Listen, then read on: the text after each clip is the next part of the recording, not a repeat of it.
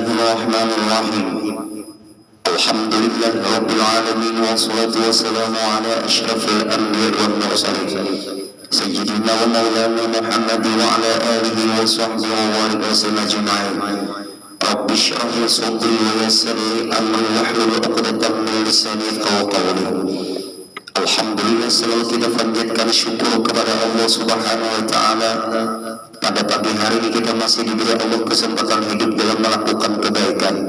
Mudah-mudahan hidup kita, waktu kita, umur kita selalu berniat kebaikan. Amin ya rabbal alamin. Kemudian kita sambung kembali pengajian kita, yaitu halaman 8 baris dari atas ke bawah. Syahdat, perhatian atau penting, adalah ulama. Kalau dalam kitab karangan para ulama lalu ada kata ulama, berarti pengarang kitab itu ikut dengan pendapat para ulama. Apabila dalam suatu kitab, ini kitab Al-Alim wa Allamah Al-Arif Billah Syekh Muhammad Arsyad Al-Banjari. Beliau ulama besar, sampai beliau juga ngomong ulama adalah ulama, kata Syekh Muhammad Arsyad Al-Banjari. Artinya apa? Beliau pun mengikuti pendapat ulama. Nah, Imaduddin menentang ulama.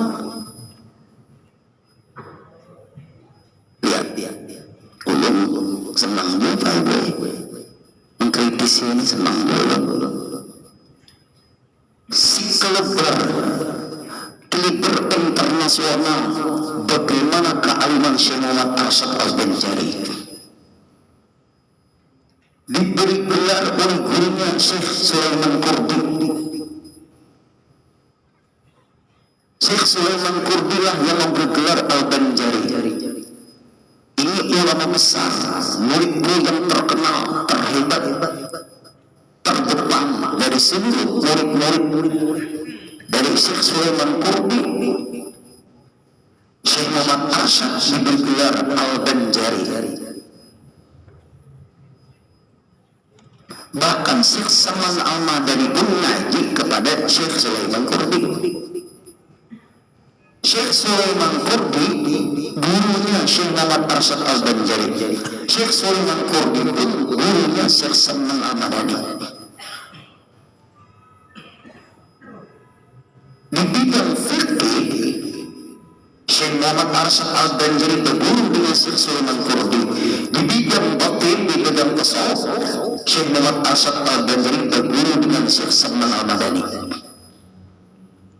Sama muridnya Syekh Sulaiman Qurdi, tapi di bidang tasawuf, batiniyah, Datuk Kalampalan berguru dengan Syekh Saman Al-Madani.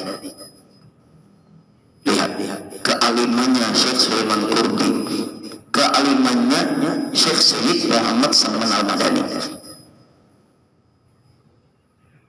Supaya kita nadir tahu, jangan lepas dari mengikuti para ulama. Jangan lepas. Di mana ulama besar sekelas Syekh Muhammad Arsyad Al-Banjari mengarang kitab Suruhan dari Kerajaan Banjar, dan ini jadi referensi Kerajaan Brunei Darussalam. Semoga cara memahami apa kitab sebelumnya tadi, Datuk Kalampalan mengajarkan kepada kita semua adalah ulama, kata beliau. Hanya Imaduddin, walaupun ulama sedunia mengatakan bahwa itu bersambung mata rantainya kepada Rasulullah, aku Imaduddin menolak pendapat itu. Jahil murakab.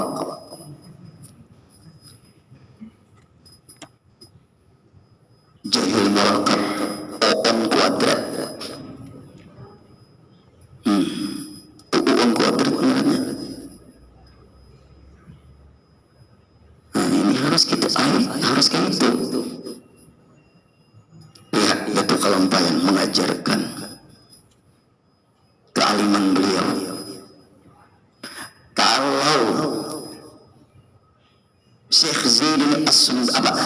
Syekh Zainuddin Al-Malibari,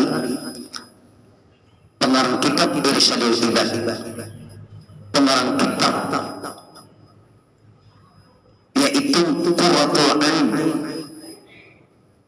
yang dijelaskan lewat kitab Fathul Mu'in, yang dihasyiahkan lewat kitab I'anatul Talibin. Apabila beliau ngomong, wa min qauli syekhi, di antara pendapat guruku, itu rata-rata Ibnu Hajar Al-Haytami. Itu rata-rata Ibnu Hajar Al-Haytami. Karena Ibnu Hajar Al-Haytami gurunya Syekh Zainuddin Al-Malibari. Apabila Datuk Kalampai ngomong,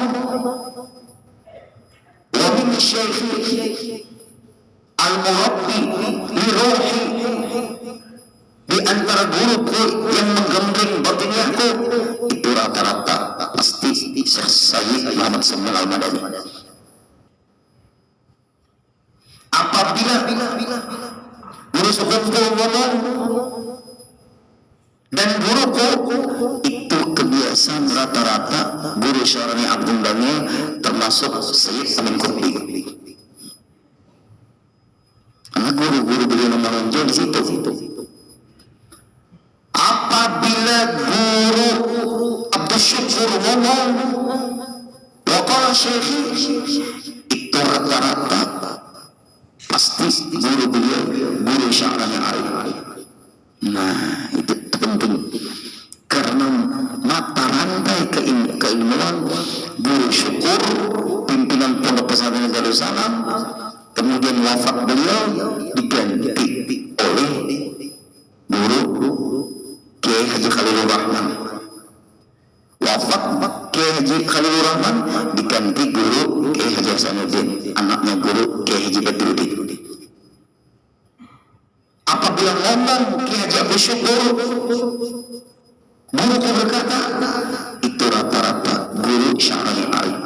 Karena mata rantai keilmuan kebanyakannya guru Syukur itu dari Tuan Guru Kiai Haji Syarani Arif. Apabila guru Syarani Arif ngomong, perkataan guruku rata-rata Kiai Haji Syekh Umar Hamdan Al-Mahrasi, orang Tunisia. Nah itu tuh, yang kita kira-kira siapa? Google, YouTube. Itu khalifahnya guru. Kalau guru Syukri ngomong, guru Syukri gemblingnya nih guru Sekumpul. Nah itu tuh supaya kita harus tahu. Nah kemudian nih kelebihannya kitab Datuk Kalampai ini, lihat sidin, adalah ulama ikhtilaf. Mereka itu ada perbedaan pendapat, tapi perbedaan pendapat ulama lah, bukan ulama. Kalau Datuk Kalampai mengutip ulama beda pendapat, bukan ulama sembarangan. Pasti yang di atas pada sidang lagi, apakah Syekh Muhyiddin An-Nawawi berbeda pendapat dengan Imam Rafi'i? Apakah Syekh Ibnu Hajar berbeda pendapat dengan Imam Ramli? Ada perbedaan pendapat di bidang fikih. Tapi apabila ulama berbeda pendapat, rata-rata menyelesaikan masalah, bukan memperuncing masalah. Ikhtilafu ummati rahmatun, bedanya pendapat para ulama itu rahmat. Ikhtilafu ummati, bedanya pendapat para ulama itu rahmat. Yang berbeda pendapat siapa? Ulama. Kalau terjadi perbedaan pendapat tapi makin rancu, bukan ulama. Itu adalah penghancur, namanya membingungkan. Contoh, Imam Hanafi mewajibkan menyapu kepala itu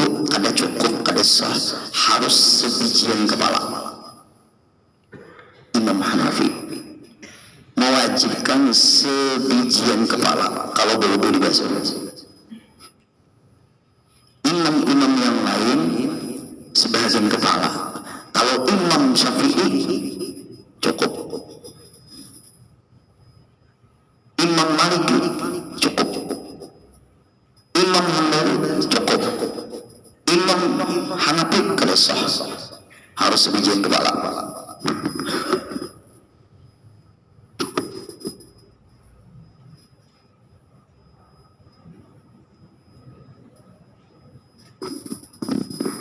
Basah sebijian kepala. Imam Hanafi. Kenapa maka seperti itu? Karena kalimat pagsilu wujuhakum, basuhlah muka kamu, wa aydiyakum ilal marafiq, dan tangan kamu sampai ke siku, wamsahu bi ru'usikum, sapulah seluruh kepala kamu. Karena kalimat ru'us itu adalah jamak. Berarti keseluruhan kepala. Wamsahu bi ru'usikum, sapulah seluruh kepalamu. Imam Syafi'i memahami wamsahu bi ru'usikum, sapulah kepala kamu, asal di kepala. Asal di kepala. Kedua-duanya sah. Imam Syafi'i kalau seluruh kepala disapu sunat. Imam Syafi'i menyapu sebagian kepala wajib. Imam Hanafi menyapu sebagian kepala kada sah. Keras mana? Keras Imam Hanafi. Kalau ini terjadi, kadang memahami perbedaan pendapat para ulama, kita akan memahami sesuai selera. Kalau bapak-bapak mungkin nyaman, ibu-ibu kayak rambut ibu-ibu panjang. Kayak apa bu? Kalau pian membasuh seluruh kepala.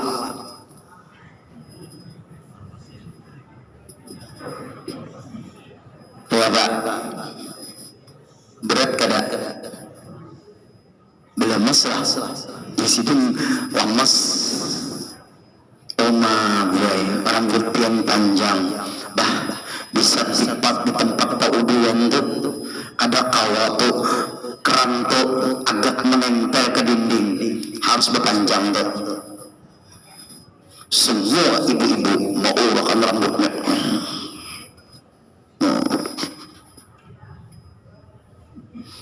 Kira-kira ibu-ibu langsung pakai talakong lah tuh.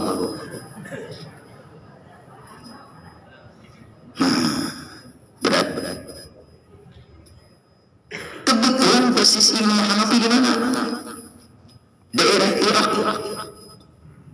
Suhu di sana panas. Daerah Timur Tengah. Daerah Irak. Basisnya pengikutnya banyak di Timur Tengah. Timur Tengah gimana? Suhunya panas. Orangnya panas juga. Tembak. Daerah sana. Berapa musim di sana? Terjadi di sana rahmatan lil alamin, perbedaan pendapat para ulama supaya pas cepat kering di sana. Ayo. Pian ke Mekah, ke Madinah, musim panas. Ayo. Kayak apa? Nah, kita di sini kalau kita pakai Imam Hanafi berat. Kira-kira talakon ibu-ibu tahi lambun. Kopi apa bapak? Tahi lambun dia sinonimnya tahi manan. Nah, ya, coba pelajari perbedaan. Semuanya rahmat. Tidak berbeda pendapat imam. Apa perbedaan pendapat imam itu ada alasan dan kebaikan semua. Karena posisi para imam itu bapak ibu beda-beda tempatnya. Seluruh dunia ini tidak lepas daripada mazhab tempat. Apakah pengikut Imam Syafi'i, Imam Maliki, Imam Hambali, Imam Hanafi. Imam Hanafi basisnya di daerah Timur Tengah. Tengah Irak, Imam Maliki daerah Mekah Madinah, Imam Hambali daerah Mesir, Imam Syafi'i daerah Asia Tenggara. Seluruh dunia yang bermadzhab, empat mazhab ini pasti berpaham Ahlussunnah wal Jamaah. Coba kalau harinya panas, bulan puasa, harinya panas, bulan puasa, bisa tafaqah ini mazhab Hanafi ini.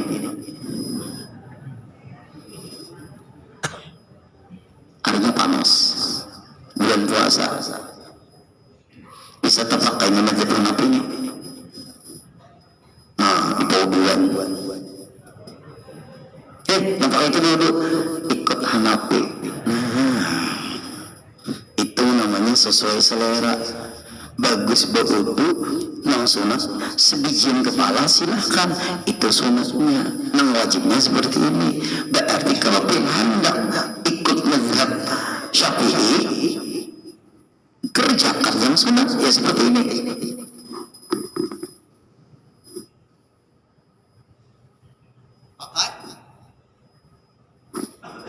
Imam Syafi'i sah, mazhab Hanafi terikut karena kita membasuh seluruh kepala, menyapu seluruh kepala. Artinya kalau kita menyapu seluruh kepala, otomatis sahlah sebagian kepala. Jelas ya? Kalau kita menyapu sebagian kepala, sahurinya, tapi kada dapat sunat wudu. Sunat berwudu menyapu seluruh kepala, sunat. Wajib wudu membasuh sebagian, menyapu maksudnya sebagian kepala. Lihat, hikmahnya ada enggak? Perbedaan dari ada. Jangan sesuai selera. Zakat fitrah pakai duit, zakat wudu, Imam Syafi'i, maka itu namanya kadang memahami perbedaan pendapat ulama secara keseluruhan. Nah, apa jadi itu kalau ambayan? Ikuti ulama juga. Hanya Imaduddin kan ikuti ulama. Ini menolak. Ikuti siapa ini? Nah, ini masalahnya. Nanti akan kita bahas, waktunya masih panjang. Terus lagi, adalah ulama ikhtilaf bila pendapat mereka itu pada menentukan mengangkatkan hadas dan menghilangkan najis itu dengan air sekira-kira tiada memadai, tiada sah dengan yang lainnya. Nah, ulama terjadi perbedaan pendapat masalah mengangkat hadas dan menghilangkan najis dengan air sekira-kira tiada memadai, tidak sah dengan yang lainnya. Ulama beda pendapat. Nah, perbedaan pendapat para ulama ini rahmat. Kalau pakai air itu jelas najisnya hilang.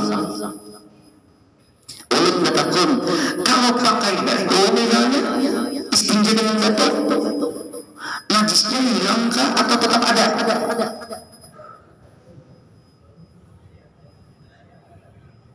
Nah, itu coba. Ulama berbeda pendapat masalah mengangkat hadas dan menghilangkan najis. Kalau mengangkat hadas itu najisnya bisa hilang. Misal pian makami atau BAB Bapak Ibu, lalu pian berbasuh dengan air, najisnya hilang. Tapi masih ada hadas enggak?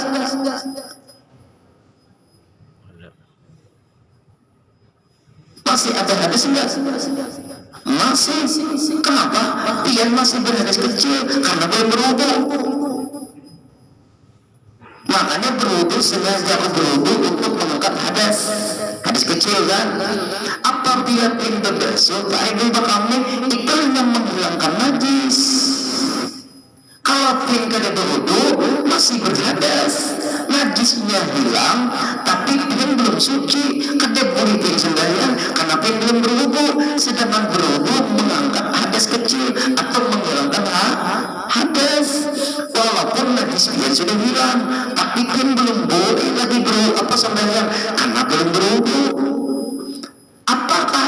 apabila najis hilang boleh sembahyang. Belum wudu. Berarti orang yang menghilangkan najis belum suci, kesuciannya berwudu. Nah, Islam itu antara menghilangkan najis dengan menghilangkan hadas beda. Kalau kita berbeso berbeso itu menghilangkan najis. Tapi kalau belum berwudu masih berhadas. Ribet Islam ini. Kalau itu kalau sudah berbeso kami ada berwudu, boleh nggak sembahyang? Ada boleh. Wudu itu menghilangkan hadas kecil, mandi wajib menghilangkan hadas besar. Nah, lalu kita Bapak Ibu kami, setelah kita kami berbasar kita itu menghilangkan najis kan, menghilangkan hadas kah? Menghilangkan najis. Belum boleh kita lagi sembahyang kecuali kita berwudu. Lalu dengan berwudu hilanglah hadas. Hadas apa najis beda? Kalau kayak ini kan bebesun kami kada tapi berwudu. Itu apa namanya? Apa namanya? Bebesun kami kada tapi berwudu. Apakah berwudu menghilangkan najis atau menghilangkan hadas? Kada bebeso kami berwudu. Apakah menghilangkan hadas walaupun kada bebeso kami?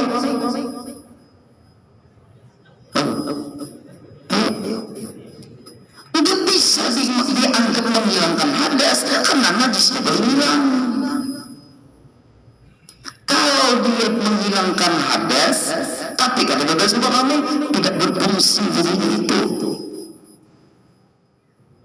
Hebatnya Islam. Berarti Islam ini harus hilangkan najis dulu. Setelah menghilangkan najis, beres sudah menghilangkan najis, baru boleh dia berwudu untuk menghilangkan hadas kecil. Kalau mandi wajib belum, tapi berwudu.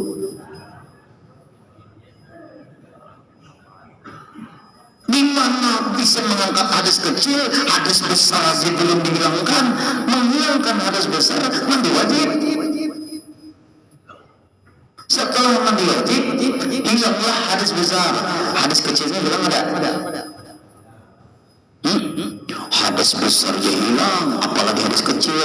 Dengan syarat waktu mandi wajib jangan menyentuh kemaluan. Apapun caranya sepanjang menyentuh kemaluan, waktu membasuh kemaluan dan daerah pantat dekat lubang anus langsung niat mandi wajib.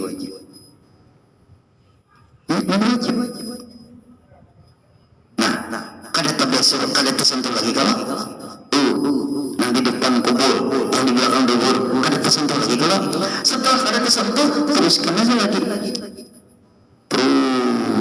Jangan menyentuh lagi. Selesai mandi wajib, ada berwudu lagi, lalu dibawa sembahyang boleh kada? Boleh. Sekali waktu memakai salawat tadi tersentuh menyentuh. Itu namanya menghilangkan hadas besar, otomatis hadas kecil hilang. Tapi jangan menyentuh itu lagi. Caranya waktu membasuh, membersih di situ Pak Ibu. Nah, langsung berniat mandi wajib. Lalu merata air di situ, daerah situ. Bagi ibu-ibu, kadang-kala buah ibuan daerah situ harus badangkak. Badangkak pian buah. Untuk mengarahkan air ke situ harus badangkak seperti pian buang air kecil untuk mengarahkan air ke tempat situ. itu. Ibu-ibu harus berdangkak, mandi wajib, bobin, apakah habis haid dan sebagainya, nggak bisa berdiri mengarahkan air ke situ, harus berdangkak. Kenapa guru ulun kada tahu dia? Pasar Hajat Pak Bambang menjelaskan situ. Kalau kami ini dia berdiri pun kau aja air ke situ. Kami kau aja dia kami yang para pentol ini kau aja. Nah lihat hebatnya Islam, hebat. Itu cara baik. Kita teruskan lagi lah. Ada perbedaan. Nah kalau misalnya airnya nggak ada, yang di daerah yang sulit cari air, sudah dicari airnya nggak ada Pak Ibu. Nah lalu ambil darurat, istinja jalan batu, banyak udah ada. Inilah hebatnya, hikmahnya perbedaan para ulama. Di daerah yang sulit cari air, tapi cari dulu. Cari batu. Nah ada batu,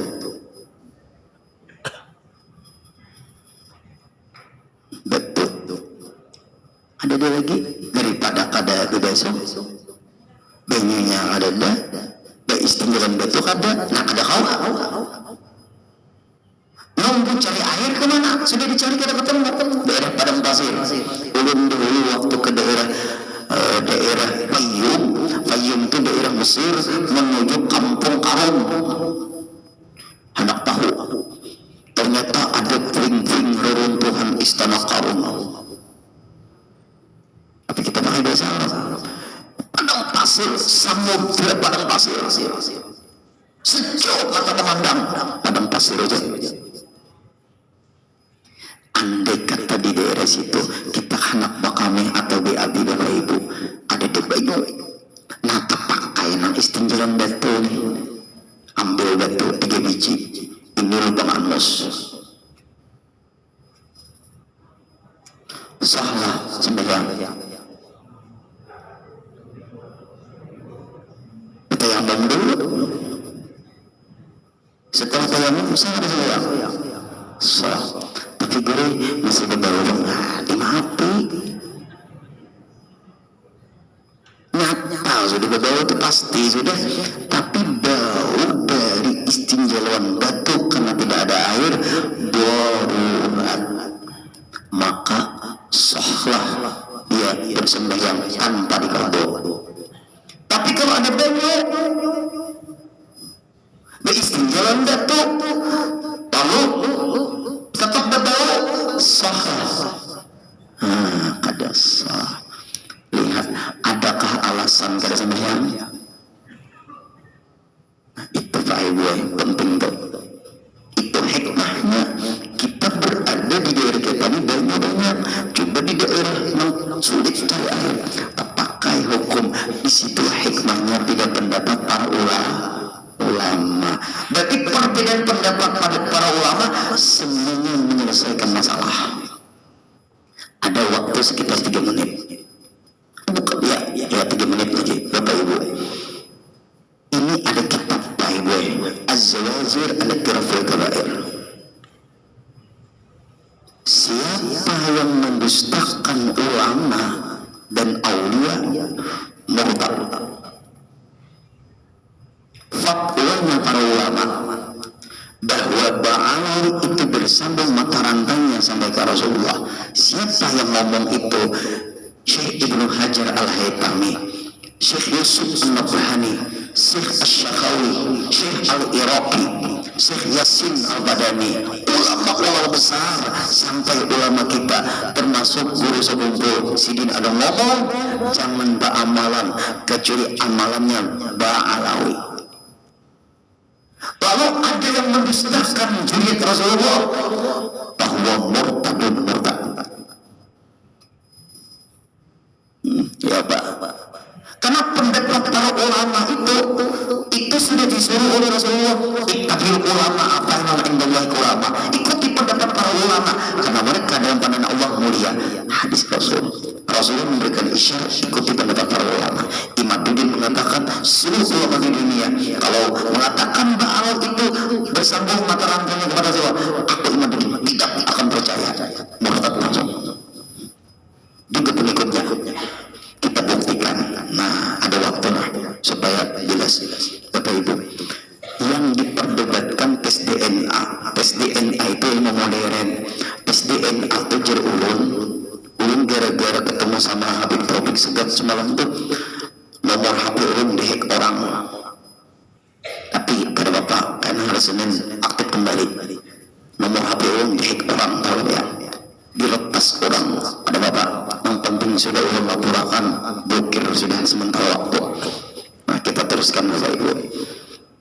Contoh tes DNA tuh orang tuh ketukar anak di rumah sakit bersalin karena kebanyakan anak, ya kan?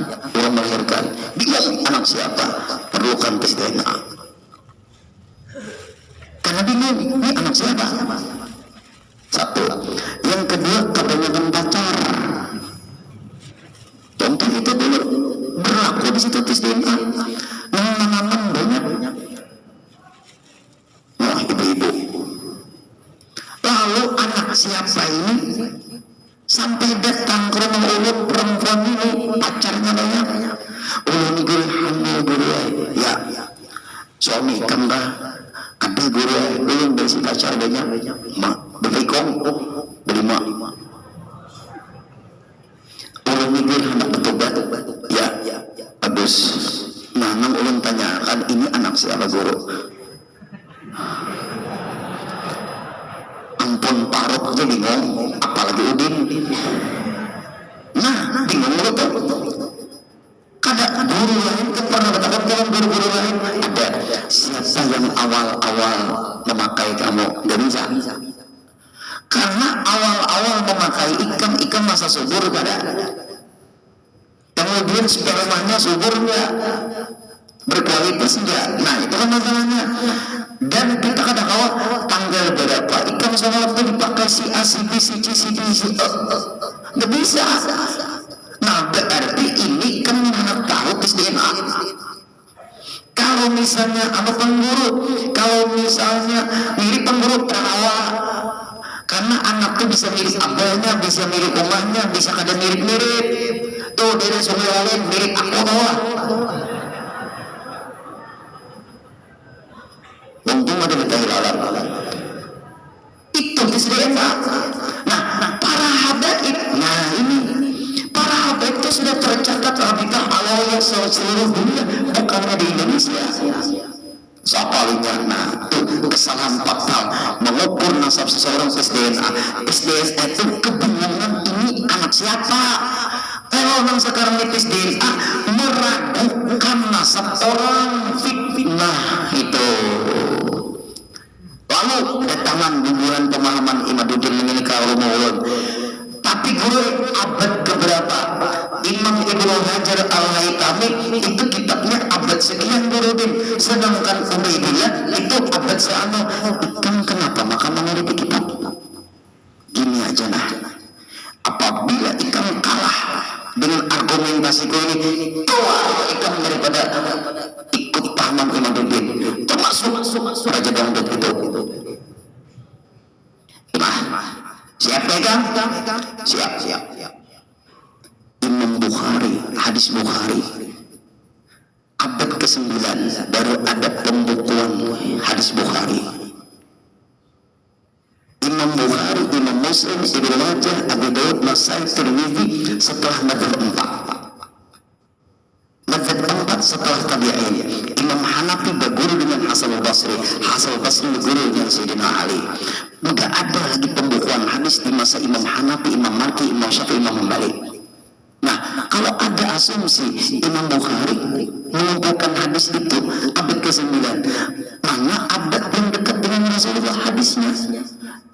Kenapa maka Imam Bukhari membukukan hadis sedangkan masanya jauh dengan Rasulullah? Lalu ikan mencari kitab abad sekian ya? Itu hadis dari mulut ke mulut, hafalan. Kertas tahun berapa adanya?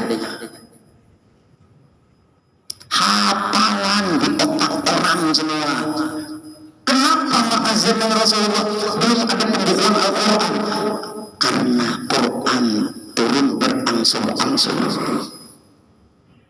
Nah, tidak ada isyarat Rasulullah membukukan Quran, yang ada menghafal hadis-hadis di otaknya sahabat semua, hadis-hadis di otaknya tabi'in semua. Belum ada hadis Bukhari di zaman sahabat, belum ada Imam Bukhari di zaman sahabat, belum ada Imam Bukhari di zaman Imam Hanafi. Imam Bukhari jadi gurunya Imam Ahmad bin Hanbal bermadzhab Syafi'i. Kalau ikan semuanya mencari kitab abad sekian, gagal paham semua hadis di otaknya para ulama.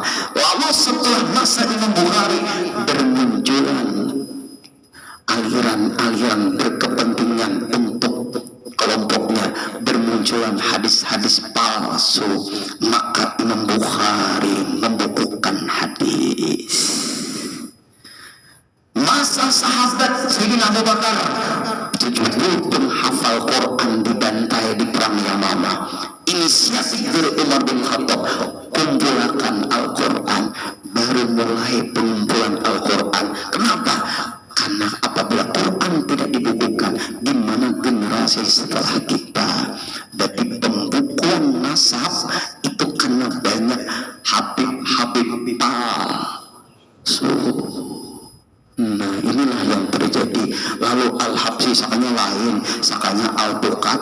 Nah, ini dikira Al-Idris, sakanya alkohol. Nah, lalu Rabitah ala-Yaslil dunia mengumpulkan mata rantai nasab-nasab mereka sampai ke Rasulullah, sakanya si Inat.